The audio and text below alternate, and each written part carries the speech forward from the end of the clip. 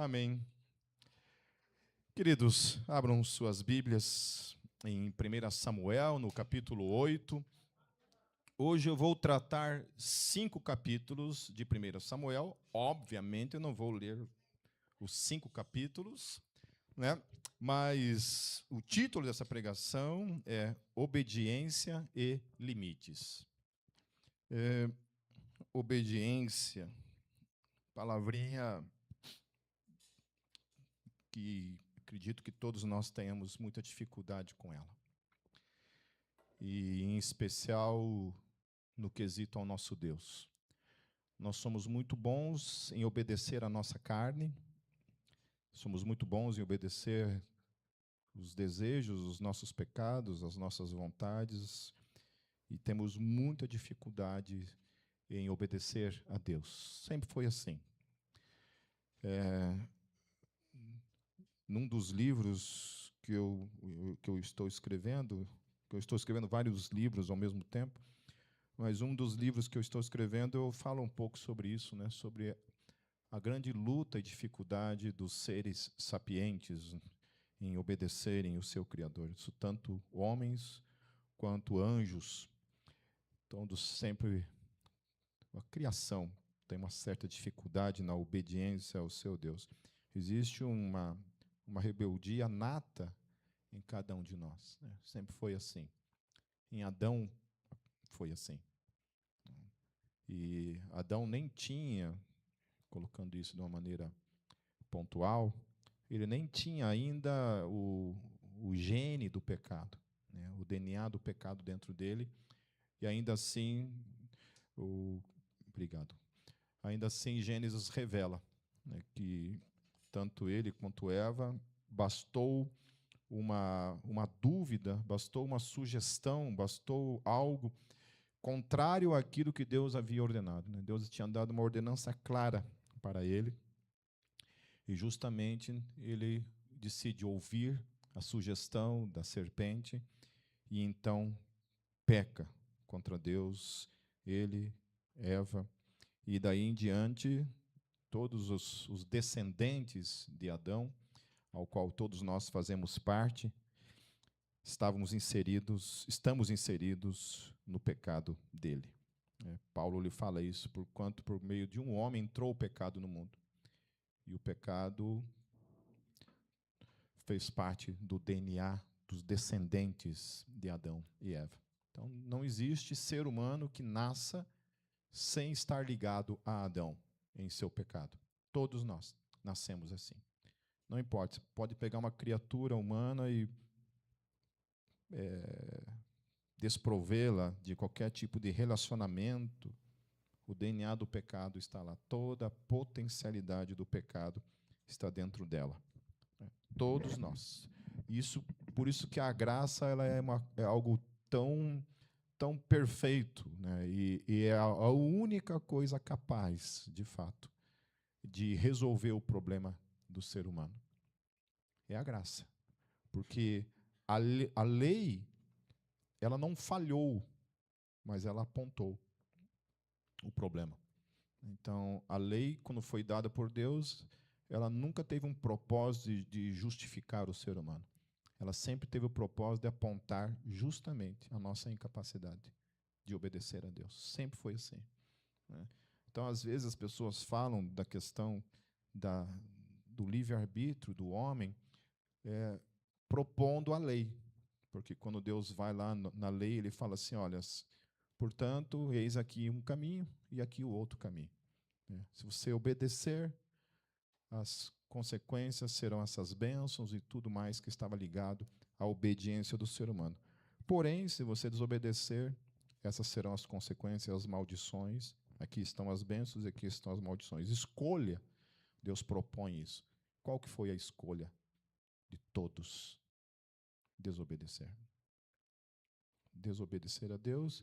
E aí, o Antigo Testamento é essa revelação. Ladeira abaixo. Ao ponto em que Deus vai, com a sua graça, a sua misericórdia, vai suportando o pecado de Israel, até que o reino se divide. Primeiro Israel é levado, o reino do norte é levado como escravo, e depois o reino do sul também sucumbe e também é levado como escravo. Tudo isso com um propósito, que tudo convergisse em Cristo Jesus para a salvação por meio da graça. Amém? Então a graça é a única coisa que pode nos salvar. Somente por meio dela. Deus cedendo graça, olhando para a nossa incapacidade e resolvendo o problema da nossa incapacidade. Qual foi o problema? Como se resolveu o problema da incapacidade humana? Cristo morrendo a nossa incapacidade, levando sobre ele toda a nossa incapacidade. Então, ele cumpre a lei e leva nossos pecados juntamente com ele. Ele fala, quando eu for levantado, atrairei todos a mim. Então, nós estamos lá com Cristo, morrendo diante de Deus, né?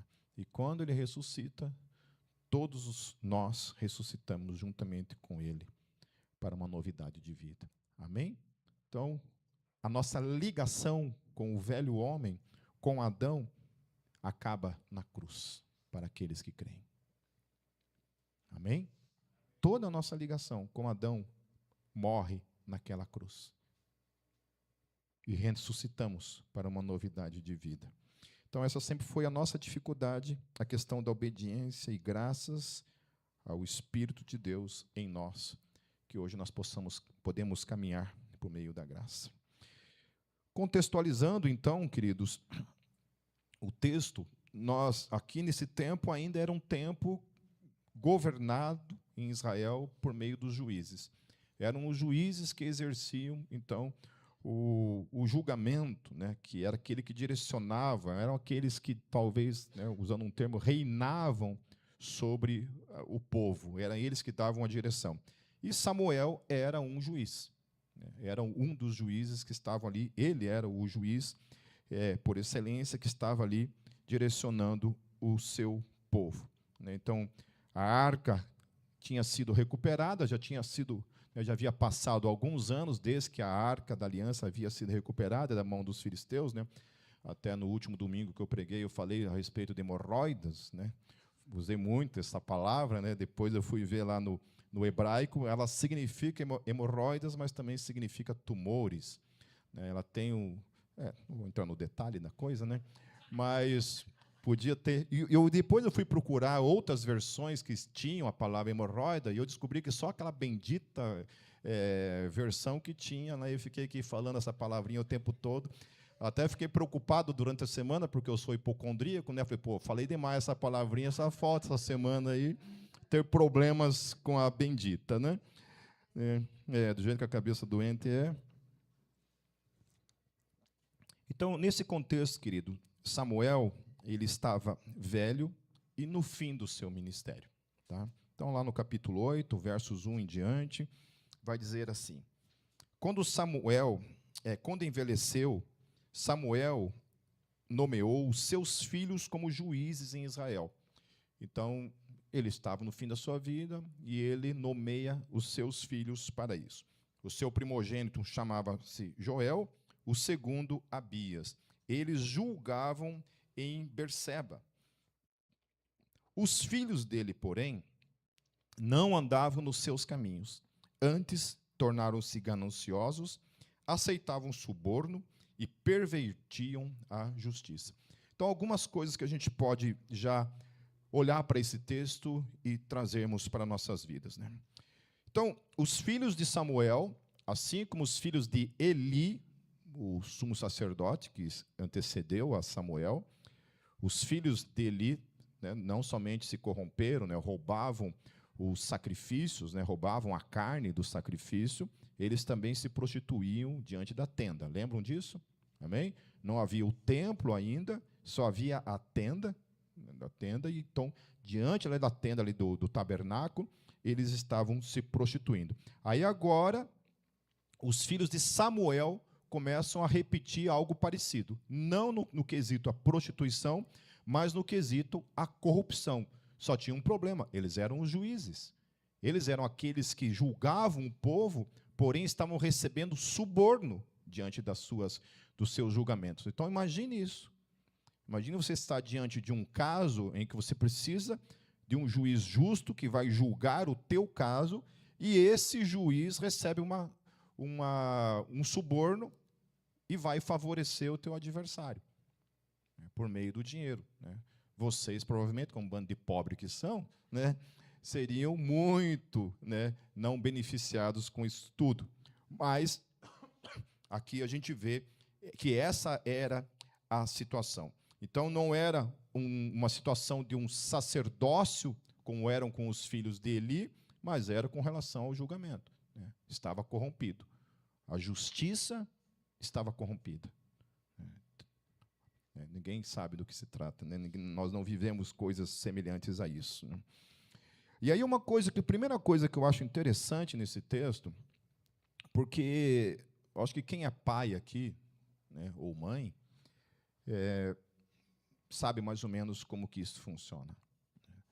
Porque, às vezes, no ato da criação, nós muitas vezes nos sentimos culpados por aquilo que nossos filhos se tornam, pelos caminhos que os nossos filhos se tornam. E isso muitas vezes é um ensino por aí, né? Que a culpa é dos pais, né? Muitas linhas dentro da psicologia, inclusive, tentam, né, de alguma forma, fazer um tipo de regresso e apontar da onde surgem algumas questões em nós, né? Eu entendo que isso, de fato, explica algumas coisas, mas nem tudo se explica.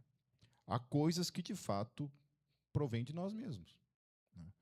Então, já me senti culpado por muitas coisas da conduta do Gabriel, por exemplo, do meu filho. Muitas das coisas do comportamento dele, quantas e quantas vezes eu chorei me sentindo culpado por isso, entendeu? Mas uma coisa que esse texto está falando aqui em Samuel, que nós temos o sumo sacerdote e agora temos um juiz, que é Samuel. E o texto não dá margem para que a gente pense, cogite que Samuel tenha falhado em algum momento, como pai. Não nos dá esse espaço para que a gente conclua esse tipo de coisa. Porém, o mesmo que aconteceu com Eli e seus filhos, agora está acontecendo com Samuel. E isso traz para mim e para você, queridos, que nem tudo é culpa sua. Amém? Nem tudo é culpa sua. Uma vez eu estava numa conversa com um pastor já bem, né, tinha bem mais vivido no ministério do que eu, e eu comecei a falar algumas coisas, né, de alguns problemas da Gólgota ali, abrindo meu coração, descendo a lenha em todos vocês, né? E ele falou uma coisa assim que atravessou. E ele falou assim para mim assim: tudo culpa tua, Pipe.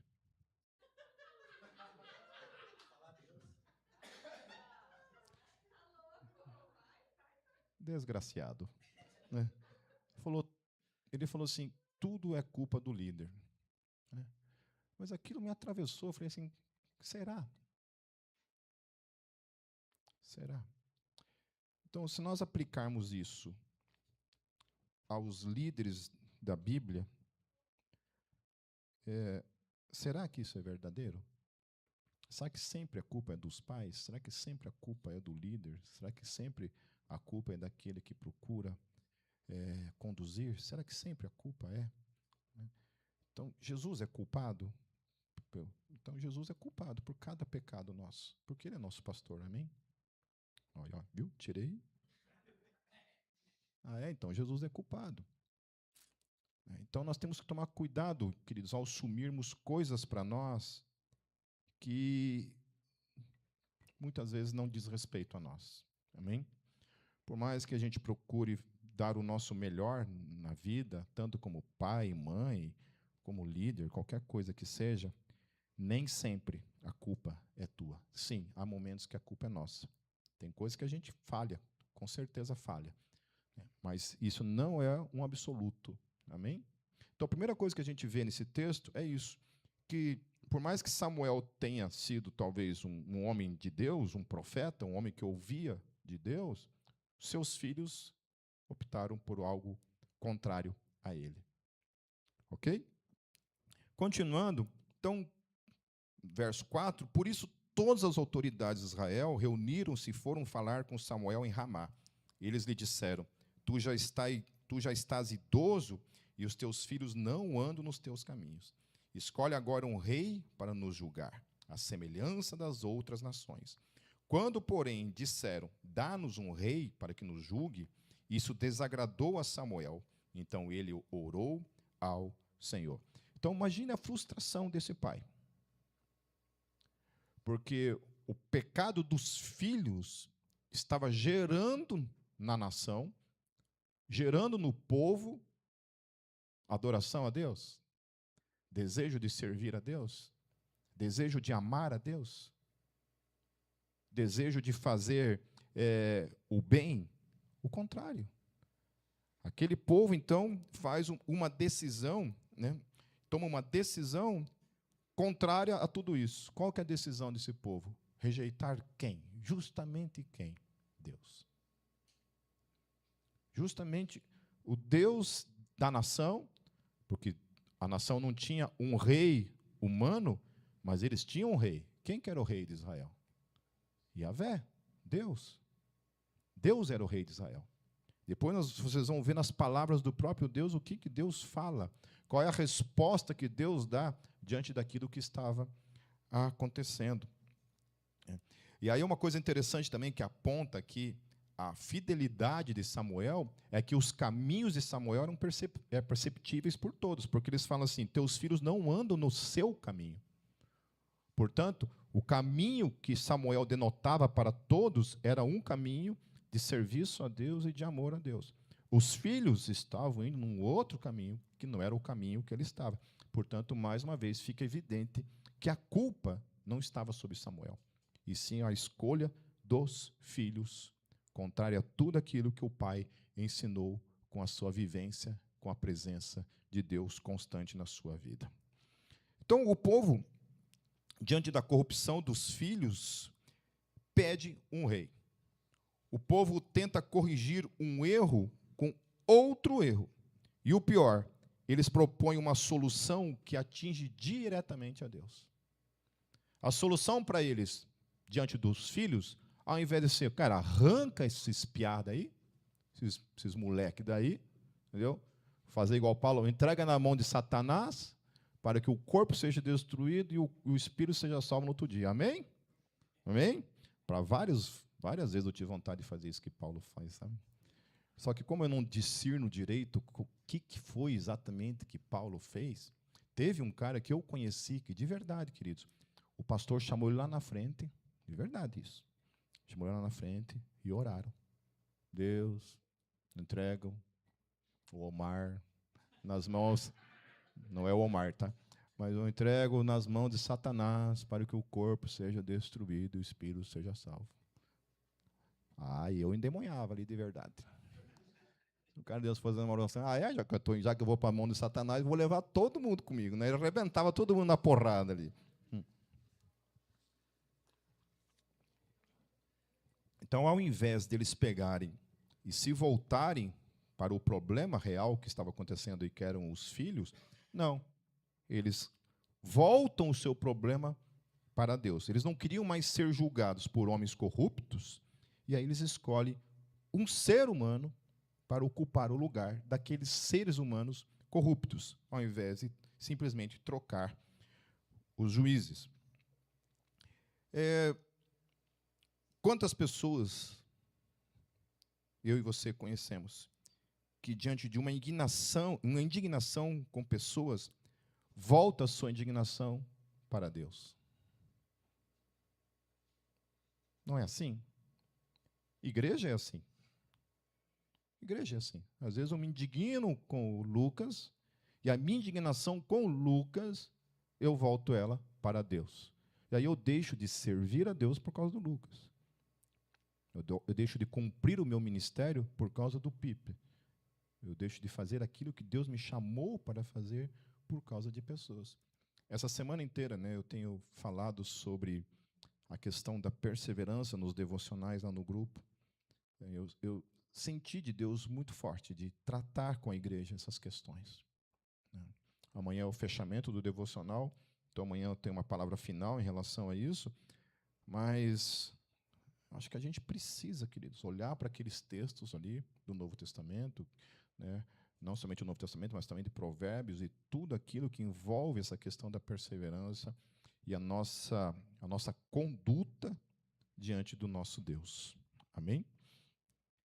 Agora vamos ler o que Deus responde para Samuel diante da proposta dos anciãos ali. No verso 7, e o Senhor lhe respondeu: atenta a tudo que o povo está pedindo. Não foi a você que rejeitaram, foi a mim que rejeitaram como rei. Olha que coisa. O que Deus está falando para o povo ali? Fica tranquilo, Samuel. Eles não estão rejeitando você, porque Samuel estava indignado. Ao proporem um rei humano, eles não estão rejeitando você, eles estão rejeitando a mim. Aí eu fico pensando no coração de Deus, né? A gente, no lugar dele, fulminaria todo mundo com fogo consumidor. Deus não. Deus, ele olha para aquilo, beleza. E aí, então Deus fala para Samuel que era ele que estavam rejeitando. E Yahvé era o rei de Israel. Os israelitas estavam literalmente dizendo para Samuel: não queremos que Yahvé seja o nosso rei. Queremos um rei humano. Qual que era a possibilidade de um rei humano ser melhor do que Yahvé? Qual que era a possibilidade? Que ser melhor? Nula. Era zero de possibilidade. É zero a possibilidade de qualquer ser humano suprir o lugar de Deus na nossa vida. Seja quem for. Algumas pessoas se voltam para pessoas achando que pessoas podem suprir algo em nossas vidas que somente Deus pode suprir. Uma das coisas que a Kátia sempre fala nos aconselhamentos para os casais é justamente essa expectativa, né, que muitas vezes até mesmo a gente acaba falando em alguns casamentos, né? Você não casa para ser feliz, mas você casa para fazer o outro feliz, né? Já escutaram esse tipo de coisa? Eu acho que até eu já falei esse tipo de coisa, né? Já falei? Já? Então me perdoem por ter falado esse tipo de coisa. Como eu não lembro, também não tenho peso nenhum na consciência, então está tudo certo. Mas a Kátia fala assim, né? A Kátia sempre fala, é impossível. Isso é um propósito equivocado. Eu não tenho a capacidade de fazer isso na vida de uma outra pessoa. Ninguém consegue. Nem Deus faz isso. Ninguém é 100% feliz. Certo? Porque a gente é incapaz disso. A gente é falho. Não estou dizendo que você não tem um propósito, obviamente, de alegrar o coração da esposa ou a esposa alegrar o coração do marido. Né? Não que a gente tenha que também, né, fazer o contrário disso, não é isso. Mas isso não pode ser o propósito da nossa existência. A gente não pode lançar esse tipo de expectativa. E especialmente, né, porque geralmente assim, claro, compete a cada um, mas se eu estou num casamento e eu escuto que agora a minha esposa tem que me fazer feliz, eu só vou escutar isso me fazer feliz. Eu nunca escuto a outra parte, que é eu também tenho que fazê-la feliz, que é o que acontece nos casamentos. A gente entra com todas as expectativas e geralmente se lança sobre o outro essas expectativas. E aí, querido, o outro não pode suprir essas expectativas. E acaba sucumbindo e acaba falhando, obviamente, como todo ser humano falha. Esses dias, num aconselhamento, me deu uma dosinha da esposa, porque ela fala assim, ai, Pipe, todos os casamentos são tão perfeitos. E o meu é essa bagaça. Ela olhando para os problemas do casamento dela, ela reclamando, falando isso. Meu casamento é uma tragédia e todo mundo é feliz, né? E eu, nessas horas, eu tenho que expor, né, a minha vida. Né? Você acha o que você acha de mim e da Kátia? Né? Vocês são o casal perfeito. Eu falei, é verdade. né? Eu falei, perfeito, então deixa eu te contar umas coisas para você. E que a gente começa a contar assim, a gente vê a cara de decepção da pessoa assim, né?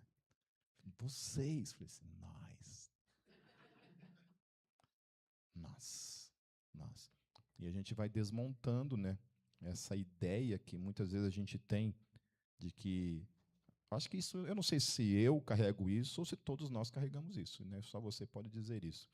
Essa ideia de que a gente sempre acha que o outro peca menos que a gente. Né? Que a gente olha para o outro e diz, esse cara é mais santo do que eu. Claro que tem gente que não, ao contrário, né? Tem uns aí que eu sei que cheira enxofre 24 horas por dia, né? Não é disso que eu estou falando. Mas às vezes a gente tem essa impressão, e também com relação à vida, com relação a casamentos, a gente sempre tem talvez esse tipo de percepção, né? Mas não é isso, não é verdade isso. É, todos nós. Tem um livro que me ajudou muito a me perceber e a olhar a vida de uma expectativa, de um ponto de vista muito diferente. Eu tinha muitas dificuldades em justamente olhar dessa forma, né? Eu me via como uma lagarta e todos vocês eram butterflies, né? Eram gente já perfeitinha, né? Já com asinhas coloridas, bonitas, né? E eu me via como uma lagarta. Eu confesso para vocês, essa era a minha visão, a visão que eu tinha de mim mesmo. Aí eu li um livro de uma psicóloga, a doutora Sandra Wilson, cristã. Ela lançou um livro chamado Vida Restaurada, que eu aconselho todos vocês a lerem esse livro. Vida Restaurada, da editora Betânia. Eu não sei se ainda tem em catálogo, dá uma olhada aí, queridos. Né? Vida Restaurada, aonde a Sandra, a doutora Sandra, ela fala justamente isso, fala assim que todos nós somos lagartas que estamos no processo de formação da vida. Nós só seremos butterflies na eternidade, né? Tem uns aí que fizeram assim, vão ser mariposas, então, né? Na eternidade. A eternidade é somente após a ressurreição final ainda. Quando nós recebermos um corpo glorificado, quando finalmente a consumação da salvação estiver completa, nós, de fato, seremos aquilo pelo qual Deus nos criou. Né? Até lá, fica tranquilo, querido. Você é feinho mesmo, entendeu? Você é uma lagarta mesmo. E isso me ajudou muito. Então, a partir desse livro aí, eu passei a olhar na horizontal isso. Não olhei mais de baixo. Olhei e falei, cara, eu tinha dificuldade, por exemplo, para pregar em lugares fora do meu contexto. Então, eu ia pregar numa conferência, uma outra igreja. Então, eu tremia igual vara verde diante dessas situações de fora do meu contexto, né? Especialmente casamentos. Nossa, casamentos, gente do céu, eu quase desmaiava.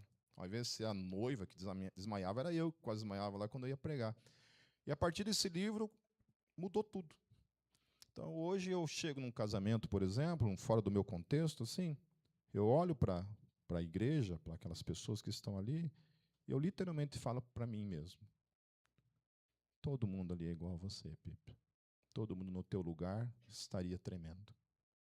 Todo mundo é humano. Todo mundo é lagarta. Eu olho aquele monte de lagartinha, assim, tudo espalhado, assim, né? E aí isso mudou. Então, aconselho esse livro aí. Amém?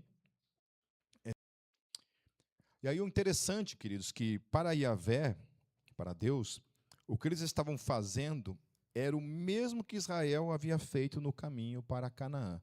Olha só o que fala no texto ali, no verso 8. Como fizeram comigo desde o dia em que os tirei do Egito até hoje, abandonando-me e prestando culto a outros deuses, assim está fazendo com você.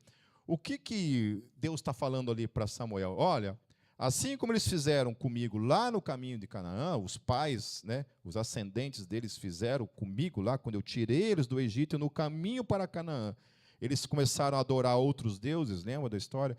Quando Moisés está lá no monte, né, quando Moisés desce, o povo está adorando, né, um bezerro de ouro, né, e todos os processos em que o povo depois, mesmo depois de entrar em Canaã, esse povo peca da mesma maneira, sempre se prostituindo com outros deuses. Deus está falando assim, ó, para mim é a mesma coisa. ao rejeitar o meu reinado, a mim como rei, literalmente eles estão fazendo a mesma coisa, adorando outros deuses, se prostituindo, abandonando a adoração e a confiança em mim como seu rei e seu Deus soberano. Lá no verso 9, então, atenda-os, mas advirta-os solenemente e diga-lhes quais direitos reivindicará o rei que os governará. Então, a partir daqui, né, ele começa a descrever tudo aquilo que ia implicar na decisão que eles estavam tomando. Ao eles conclamarem um rei humano sobre eles, eles iam trazer questões sobre a vida deles. E lá no verso 18, ele fala o seguinte: diante dessa decisão que vocês estão tomando, naquele dia clamarão por causa do rei que vocês mesmos escolheram, mas o Senhor não os ouvirá. Eu acho interessante isso. Mais uma vez, né, queridos? Aquela coisa da extensão da graça. Até onde a graça vai nas nossas vidas. Às vezes a gente pega a graça e a gente vai esticando ela até os limites em que ela se rompe. E aqui, Israel, da mesma forma, eles estavam rompendo, esticando a corda, né, da graça, ao ponto em que Deus falou assim: olha, beleza, tomem as suas decisões. Porém, quando vocês colherem o fruto daquilo que vocês estão plantando, eu não vou ouvir vocês. Eu tenho medo disso na minha vida. Eu tenho medo dos abusos que muitas vezes eu cometo com a graça de Deus. Eu acho que todos nós temos que tomar esse devido cuidado. Até onde a gente fica esticando a graça no nosso dia a dia. No verso 19, contudo, o povo recusou-se a ouvir Samuel e disse: não, queremos ter um rei sobre nós. Depois, lá no capítulo 9, queridos, o texto vai descrever a história de Saul. O texto vai falar da sua aparência, de que ele era bem alto, né, ao ponto de que as pessoas mais altas do povo davam nos ombros dele. Tamanha era a altura de Saul. Então, Saul ele era muito alto, devia, não sei a altura, a Bíblia não descreve, mas era um homem muito alto. Uma coisa também incutida no capítulo 9 é que foi Deus quem escolheu Saul como rei. Então, não foi o povo. Tá bom, tudo bem. Vocês querem um rei humano? Ok, mas é eu quem vou escolher esse rei humano. Portanto, devemos ter bem claro em nossas mentes que nenhum rei sobre a terra é alguém que reine fora da vontade dele. Amém? Certo? Isso também remete àquilo que Paulo fala lá em Romanos 13, no versículo 1, Paulo ele fala assim: todos devem sujeitar-se às autoridades governamentais, pois não há autoridade que não venha de Deus. As autoridades que existem foram estabelecidas por ele. Amém? Então, por mais que a gente não goste de certas autoridades, desprezamos certas autoridades, Deus é soberano sobre todos, sobre tudo e sobre todos. Amém? Ninguém reina sem que ele queira. Mesmo os déspotas que nós tivemos na história da humanidade, sendo elas de vertente que seja, todas elas estavam ali, porque Deus é aquele de onde provém toda a autoridade e toda a permissão para que reine. Amém? Lá no capítulo 10,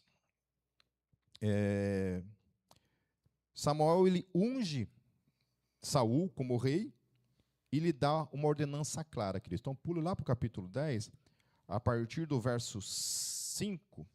Olha o que o texto vai falar.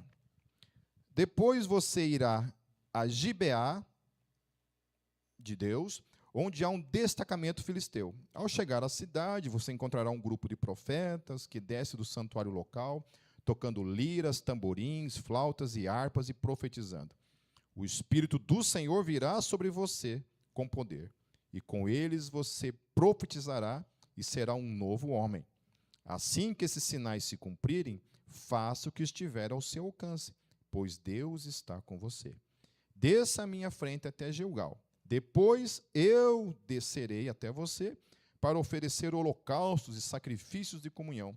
Mas você deve esperar 7 dias até que eu chegue e lhe diga o que fazer. Especialmente esse verso 8, é muito específica a ordem que Samuel dá para Saul. É muito clara. Olha, você vai ter que esperar. Quando você chegar nessa cidade, lá em Gilgal, você tem que esperar 7 dias. Ok? Tem como ser mais claro do que isso? Não. E outra coisa, esperar ele chegar. Espere eu chegar. Não faça nada até que eu chegue. Então, é claro isso. Certo? Qualquer criança entende isso. Amém? Certo? Continuando. Então, o rei ele recebe um tipo, primeiramente ali, um tipo de unção da parte de Samuel, que era tipo uma unção substitutiva. Em que sentido? Como ele ia ocupar o lugar de rei sobre Israel, ele, de alguma forma, também seria um tipo de representante do rei dos reis. Então, ele recebia essa unção para reinar. Ele era ungido. Não havia rei antes de Saul. Saul era o primeiro rei e ele ia substituir, entre aspas, o rei dos reis. Ele ia ocupar o trono em Israel. Ele ia reinar. Então ele recebe a unção para reinar como rei sobre Israel. Deus e agora um homem reinando. Esse é o sentido de unção. A unção ela sempre tem esse poder. Então, quando uma pessoa é ungida profeta, ela recebe a unção de falar da parte de Deus. Quando um rei recebia a unção, ele recebia o reinado sobre a vida dele para reinar como um representante de Deus. É isso que o texto está falando para nós em relação a Saul. Agora, uma coisa que Samuel fala para Saul, que é bem interessante, é que ele deveria fazer aquilo que estivesse ao alcance dele. O texto fala: faça o que estiver ao seu alcance. E que isso era uma delimitação que vinha do próprio Deus para com ele. Pois Deus estaria presente naquilo que ele tivesse alcance para fazê-lo. O que passasse disso não era papel do rei, e sim de Deus. Isso é uma coisa interessante que a gente tem que trazer para as nossas vidas, queridos. Porque às vezes a gente esquece essa questão. Que nós temos que fazer aquilo que está ao nosso alcance. Aquilo que nós fomos chamados para fazer é algo que está dentro do nosso alcance. Não é para a gente fazer coisas que não estão dentro do nosso alcance. Amém? Certo? E quando você tem um chamado para algo, junto ao chamado você recebe toda a capacitação para fazer aquilo que está dentro do teu chamado. Aquilo que você foi, de fato, chamado para fazer. Eu recebi num grupo de pastores um texto, eram 20 coisas que se eu pudesse voltar no tempo, eu faria diferente. Era uma coisa assim, não lembro direito o título. Daí ele descrevia, né, várias coisas, né, que ele estava descrevendo. E uma das coisas era, por exemplo, teria dito mais não. Teria dito não para muitas coisas. Eu tive a graça de, desde sempre, conseguir encarnar isso na minha vida. Houve momentos em que eu não sabia falar não, e eu adoeci por causa disso. Por não saber dizer não.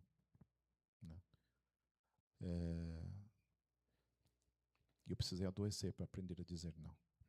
Então, hoje, assim, né, os caras às vezes me chamam assim, nesses dias me chamaram umas 2 vezes, vem aqui em Brasília falar num congresso de homens, né?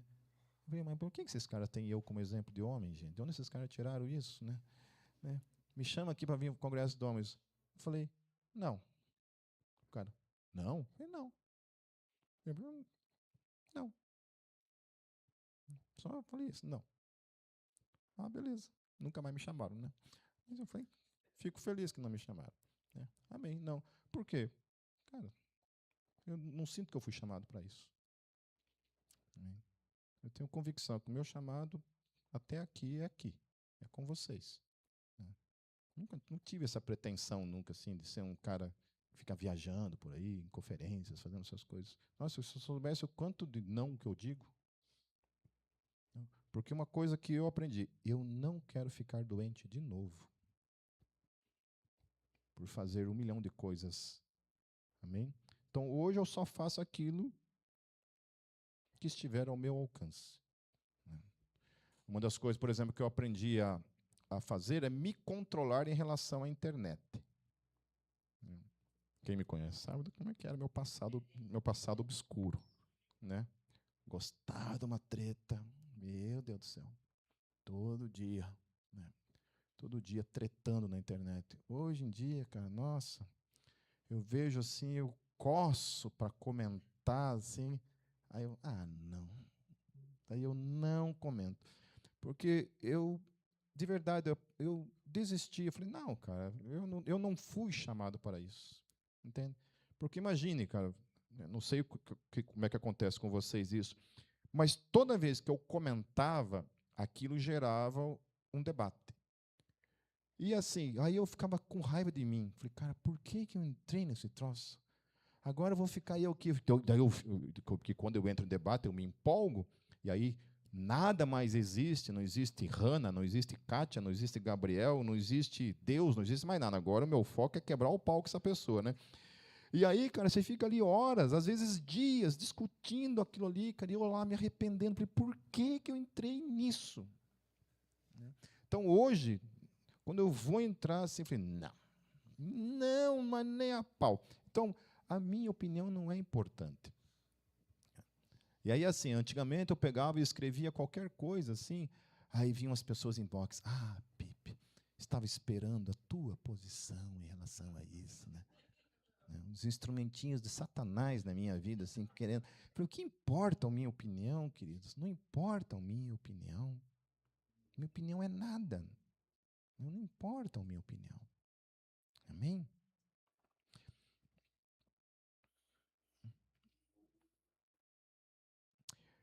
Então, uma outra coisa em relação a isso que Samuel está descrevendo aqui, queridos, é que Samuel está descrevendo justamente que os únicos que podiam oferecer holocausto eram os sacerdotes. Ninguém podia oferecer holocaustos, somente os sacerdotes. Então ele está direcionando, espere eu chegar, para que a partir do momento em que eu chegar, aí os holocaustos possam ser oferecidos. Então ele deixa claro isso para Saul. Espere, somente os sacerdotes podiam oferecer sacrifícios, porque somente eles tinham a unção da parte de Deus para fazer justamente isso. O que essa unção representava? O Lucas, esses tempos, estava falando sobre essa questão, né, da unção. Essa unção representava Jesus.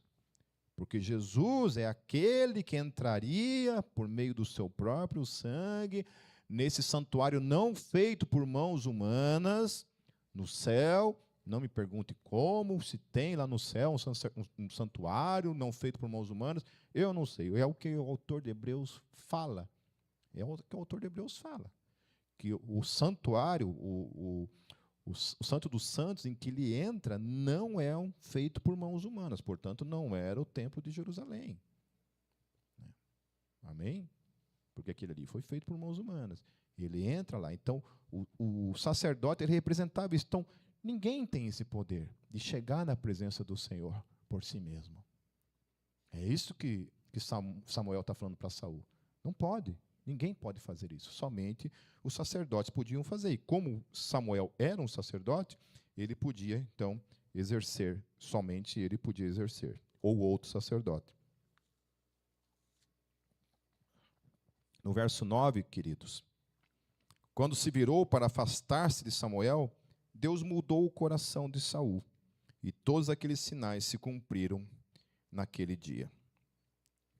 Chegaram lá no verso 10, chegaram a Gibeá, um grupo de profetas veio em sua direção. O Espírito de Deus veio com poder sobre Saul e este profetizou no meio deles. É muito interessante isso, né? aqui essa escola de profetas, né? A gente vai ver depois isso também em Elias, mas os profetas tinham essa escola, né? E eles entravam literalmente, eles estavam na presença de Deus, eles entravam em transe, todos eles recebiam a presença do Espírito Santo em suas vidas, e eles tinham visões, eles profetizavam, o texto falava, eles ficavam cheios do Espírito Santo, que até então eram coisas muito pontuais que aconteciam, né? Nós não temos no Antigo Testamento a presença contínua do Espírito Santo, que é o que acontece a partir de Atos dos Apóstolos, ok? Certo? E isso é um privilégio. Sinta-se privilegiado, queridos, porque Davi, Samuel, Elias, Isaías, Eliseu, Moisés, Abraão, nenhum deles tinha a presença contínua do Espírito Santo. Nenhum deles tinha recebido o batismo do Espírito Santo. Nenhum deles. A teologia fala isso de modo absoluto, queridos. Isso é uma concordância entre todos nós teólogos, que a unção do Espírito Santo, a manifestação da continuidade da presença do Espírito Santo eram em momentos pontuais. Mas a partir de Atos dos Apóstolos, tudo muda. Em Atos 2, quando o Espírito Santo vem e inaugura a era da igreja. E agora o Espírito Santo habita de modo contínuo, 24 horas por dia, 365 dias por ano na tua vida. Aleluia. Amém? Ele não sai, vai dar uma voltinha quando você peca, por exemplo. Até que se fosse fazer isso, né? Não, é contínua. O Espírito Santo está sobre nós de modo contínuo.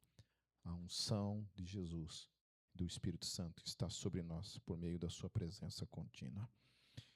Uma coisa interessante nesse texto, depois ali nos capítulos 11, por exemplo, capítulo 10, capítulo 11, em alguns momentos a gente vai perceber que Saul parecia fugir daquilo que ele havia sido ungido, que era rei. Ele já havia recebido a unção de rei, mas quando ele volta para casa, por exemplo, ele nem toca nesse assunto. Ele não menciona que ele havia sido ungido como rei, ele não fala nada. E depois, quando Samuel vai até ele para ungí-lo diante do povo, sabe o que ele faz? Ele se esconde. O texto fala assim que chama a tribo dele, que era Benjamim, da tribo de Benjamim chama a sua família, e aí menciona o nome dele. E aí, cadê o Saul? Cri-cri. O homem tinha sumido. Entendeu? E aí vão lá, encontram ele, trazem ele porque ele estava fugindo. Então, Saul, o que o texto denota é que Saul não queria ser rei. Ele estava fugindo daquilo que Deus tinha colocado como propósito na vida dele. Aí no capítulo 13, queridos, indo lá para o verso 6, diz assim: quando os soldados de Israel viram que a situação era difícil e que o seu exército estava sendo muito pressionado, esconderam-se em cavernas e buracos, entre as rochas e em poços e cisternas.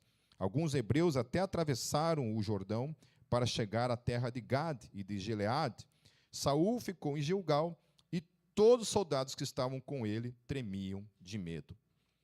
Aqui uma coisa interessante, porque eu pulei vários capítulos aqui, né, vários momentos ali, mas um povo que estava ali decide fazer guerra com Israel para humilhar Israel.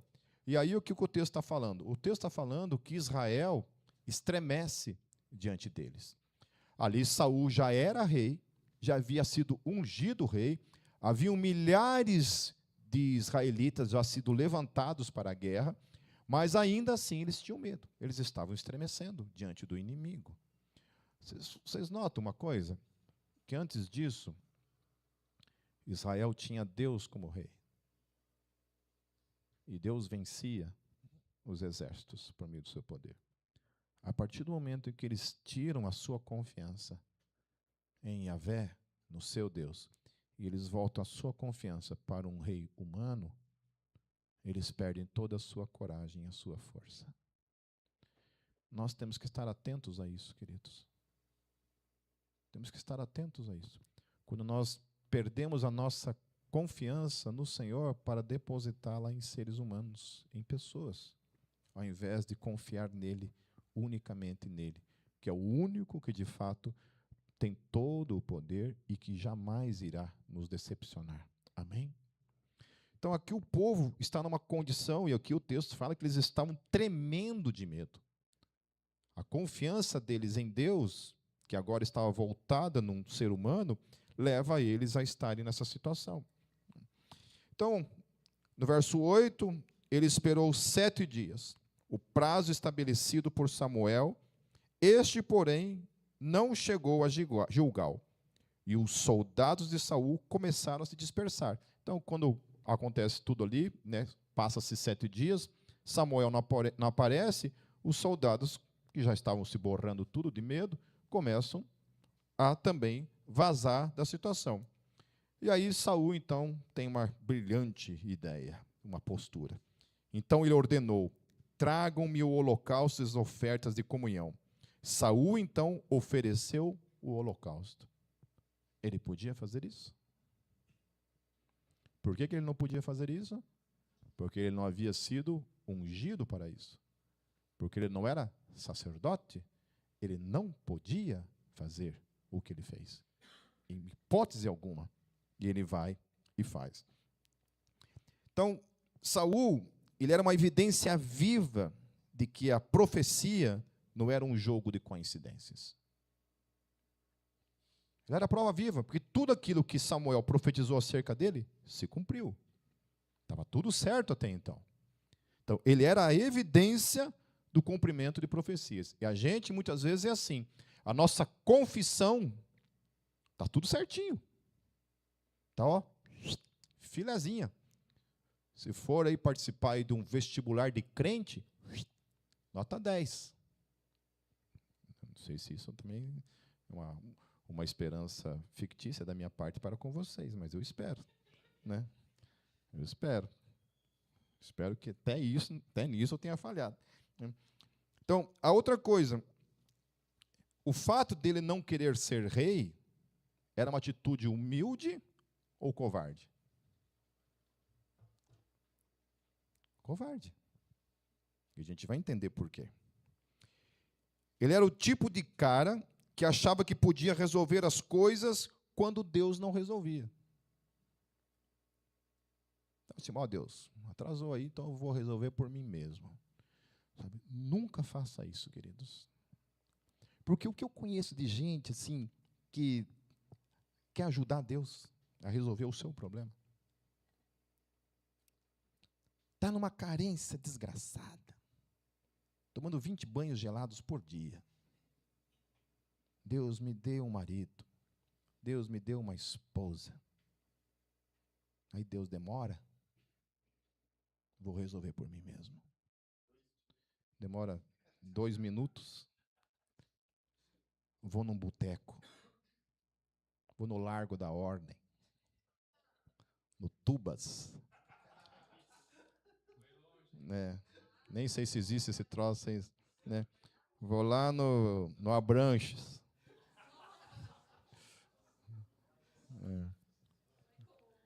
Colombo é leva tiro, daí vai buscar uma mulher, leva uns tiros lá, né? Então, quantas vezes eu e você fazemos a mesma coisa, né? A gente tenta resolver o problema quando Deus não resolve o nosso problema, né? Então, queridos, não negocie o caminho da graça em troca de atalhos. Dependa do Senhor. Confie nele. Deixe que ele opere. Deixe que ele faça em nome de Jesus. Sabe? Especialmente se as propostas forem propostas duvidosas, né? Especialmente se essas propostas que aparecem muitas vezes no nosso caminho são propostas que, de modo claro, são contrários a Deus.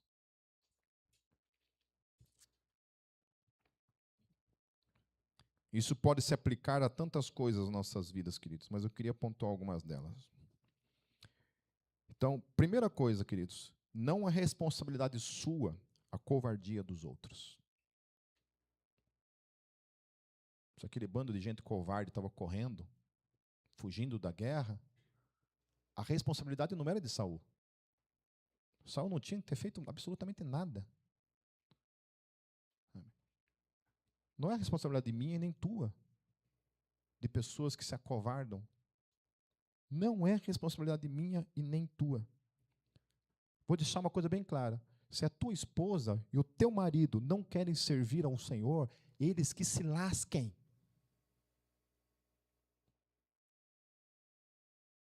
Entenderam? Nosso chamado é para com o Senhor. A Bíblia diz claramente: aquele que não deixar pai, mãe, marido, esposa, filhos, por amor de mim, não é digno de mim. Em outras palavras, Jesus também está dizendo: aquele que amar mais a sua esposa, amar mais o seu marido, amar mais o seu filho, do que a mim, não é digno de mim. Eu acho que eu já falei isso aqui, vou contar de novo. Poucos talvez sabem, o Gabriel não está mais no caminho, meu filho. Meu filho abandonou a fé já faz alguns anos. E não dá sinais de que tem interesse de voltar. O que eu fiz diante disso? Meu primeiro desejo. Falhei. Ao invés de olhar para Samuel e Eli, de que a culpa não era minha, a primeira coisa que eu pensei: eu vou abandonar tudo, porque eu falhei como pai. Pensei, abandonar tudo.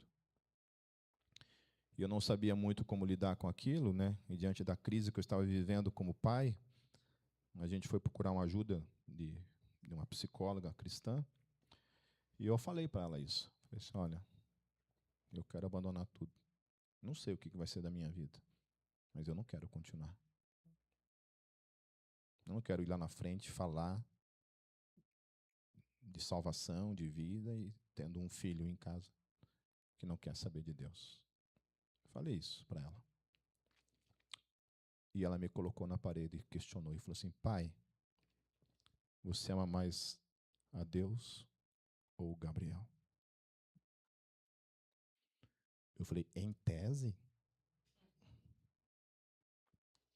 eu devo amar mais a Deus. E ela falou: então por que você está cogitando desistir de Deus por causa do seu filho? Naquele dia, queridos, eu e a Kátia pegamos uma chave da nossa vida assim, ó, e viramos. Eu nunca mais cogitei isso na minha vida. Nunca mais. Porque eu tenho que responder aquilo que Jesus falou. Aquele que amar mais, se eu amasse mais o Gabriel do que a ele, eu não era digno dele. Se alguém tem o poder de transformar a vida do meu filho, ainda continua sendo ele. E se eu abandoná-lo, eu acabo com qualquer chance de que um dia isso aqui se volte, se transforme em algo que glorifique a Deus. Amém? Então entenda isso, queridos, em nome de Jesus. Amém? Se a Kátia amanhã chegar: amor, eu não quero mais desistir. Falou? Eu estou indo para a igreja. Eu vou continuar servindo. Por que eu estou falando isso, queridos? Eu conheço pelo menos 2 pastores, amigos, que abandonaram o ministério porque as suas esposas chegaram: ou eu ou o ministério. E eles, levados por uma ideia de que a família está acima de tudo, abandonaram tudo para se dedicar à sua família. Hoje são pessoas frustradas, que trabalham aí num trabalho qualquer, e abandonaram o seu chamado e o seu ministério para amar a sua família acima de tudo. Nós não temos nenhum respaldo neotestamentário, nem nas palavras de Jesus, nem nas palavras dos apóstolos, propondo isso, queridos. Isso não existe. Nós fomos chamados para servir a Ele e amar a Ele acima de qualquer outra pessoa que existe na nossa vida. Amém? E aí Paulo ele fala, olha, porém, se a esposa que quer abandonar tudo, ou o marido que quer abandonar tudo, quiser se divorciar de vocês, o que Paulo fala? Não, abandone tudo então ceda à vontade da pessoa e vai viver com ela? É isso que Paulo fala? Paulo fala assim, traduzindo na linguagem de hoje, que se lasque, boa viagem, tchau, adeus. É isso que Paulo fala. Você quer se divorciar? Onde que assina? Pesado isso, né? Mas eu não estou aliviando, queridos, aquilo que a Bíblia não alivia. Amém? O que é legal nessa igreja é que aqui a gente não tem palavrinhas doces. A gente trata aqui com a realidade daquilo que a Bíblia fala. E eu, concordando ou não com ela, não gostando ou não, o nosso papel aqui é falar daquilo que as Escrituras falam. Então, também não é responsabilidade sua salvar os outros, queridos. Amém? Faça apenas aquilo que estiver ao seu alcance. Mas, acima de tudo, não peque contra Deus por causa dos outros. Quanta gente tem pecado contra Deus por causa dos outros? Saul simplesmente deveria ter obedecido a Samuel, ao invés de tentar resolver as coisas por si mesmo. Versículo 10, encerrando.